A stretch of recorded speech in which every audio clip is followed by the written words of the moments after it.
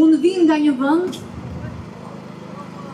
për cilin do doja të ishte folur në shesh, sepse ai vend meriton të jetë pjesë e zemërimit dhe të drejtave që kërkoni dhe ju sjellin këtu çdo natë. Ai vend është Patos Marinza, me fushat e tij të naftës, ku kam punuar breza gjyshrish, prindrish, vëllezërish dhe motrash. Pasuritë natyrore janë në kontrast me gjendjen e njerëzve, me papunësinë, me pensionimin e parakohshëm, pasojë administrimit të keq të pronës shtetërore. Më të rinjt pranojnë kushtet e një mesjete moderne që kompanitë e huaja i detyrojnë. Drejtësia bëri sikur heton evazionin fiskal shumë vjeçar të Bankers Petroleum. Por jam sot këtu për një tjetër vend që mu bë po aq i dashur sa vendindja, teatri. Por nuk do të merrem me kujtimet. Do të merrem me pas teatrin. Pas teatrit, njerëzit u ndanë në ata që u zgjuan dhe në ata që thanë. Teatri, qa është kjo gjëja? Nuk është halli ynë. Pas teatrit, në zonat e mbrojtura, si qendra historike, në Tiranë, Durrës, Vlorë, Korçë, morën hovë për bindsha betoni, për të nxitur një pakisë të pasurohet më tej, dhe turistëve të thuhet se bëhet jetë më se normale në këtë vend, pashka se 80% e popullsisë jeton për mbijetesë. Nuk ja del të sigurojë një streh me kursimet e një jete të tërë. Dhe sa për të zbavitur, i mjafton një kafe ujë në ditë. Kanë shkatëruar pyet, një lloj si bibliotekat, që s'kan që duen më, sepse fëmijët po ikin, do ikin, bashkit do të shkrihen. Kështu që as varezave nuk ju dihet, po për të vdekurit tanë, kush do kujdeset? Pas teatrit, kino studioja ju fal medjave, që regjimi i ka bërë investitor strategjik me hektar tokash në jugun e bukur. Mediat që thoni se duhen bojkotuar, por nuk jazini emrat me gojë. Atyre klaneve, atyre top kanaleve, neokolonialistëve barez, e të tjerë. Goditini, bojkotojini, aty në pikën e tyre më të dobët. Goditini tek plerat e propagandës që s'ka incenerator t'i djeg. Bojkotojini tek Big Brotherat dhe fermat VIP, sepse ata besojnë se është ignoranca juaj dhe depelizmi juaj historik që ma gjiron lekun, biznesin, spektaklin, madhështin, që pastaj të bëjnë biografin tuaj, të shpifin për ju dhe të thonë se ju nuk meritoni më shumë se një kafe në ditë dhe një ekran telefoni për të vrarë kohën. Kanë vite që e besojnë këtë dhe ja kam parë hajrin. Për Zotin ja kam parë hajrin. Që ju të mos kërkoni më shumë se një qebaktore në shesh u kryua nata e bardha, e kujtoni? U kryua festivali i dritave, u kryua industria e koncerteve, Rama Veliaj, e bën pjesë të programit të tyre politik për kapjen e qytetit dhe mbajtjen e pushtetit.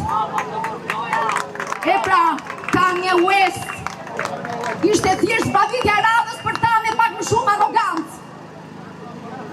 Pas teatrit, janë artistët që i kishin quajtur ajka e kombit.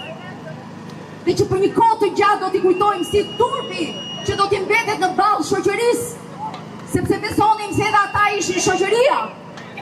dhe do ishin në krahun e saj, kur politika do të godiste, do t'i korruptonte, do t'i zhvishte nga profesioni, dhe do t'i bënte të papërfillshëm, sa për një pjatë supë, a një kredi të butë. Pas teatrit, Akademia e Shkencave ju dorëzua ministrit Ramizalis, Skënder Gjenushit. Në këmbim, a i shiti partin të ndoshit, që të hynte në parlament, dhe historia dihet e kundërta e elitës ka zëmvon në shkencë, në kuvend, në biznes, zaptim tokash me të fort ka ndodhur, Filipoja ka ndodhur, Baksirioni ka ndodhur,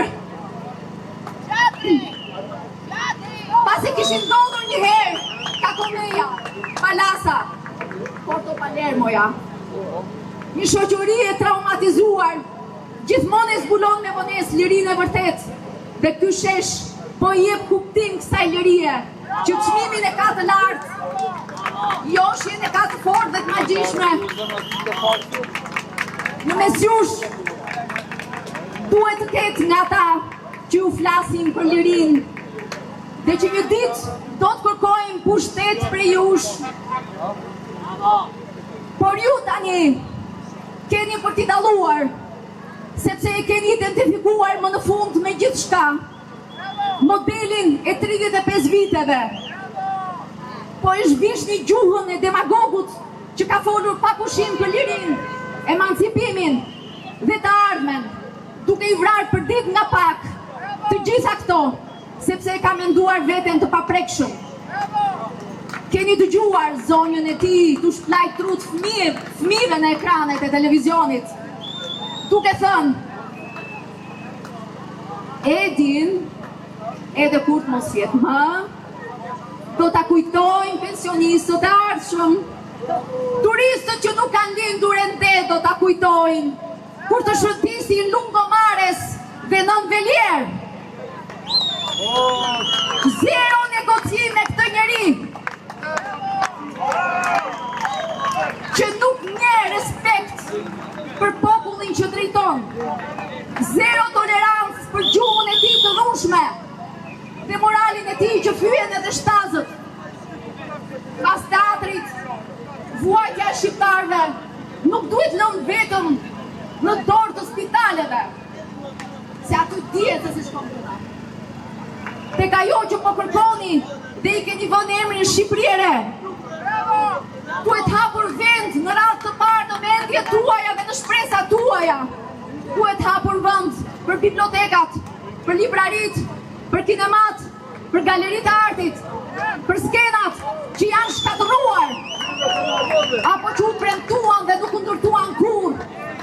E fundit, sepse udhëhiqemi nga një njeri që merr kënaqësi kur po shtron tjetrin, nga një njeri që me shpurën e të ngjashmëve si ai, qeveris duke mashtruar, duke përçmuar kulturën shqiptare, i kapur pasportit për artistin e huaj dhe turistin e huaj.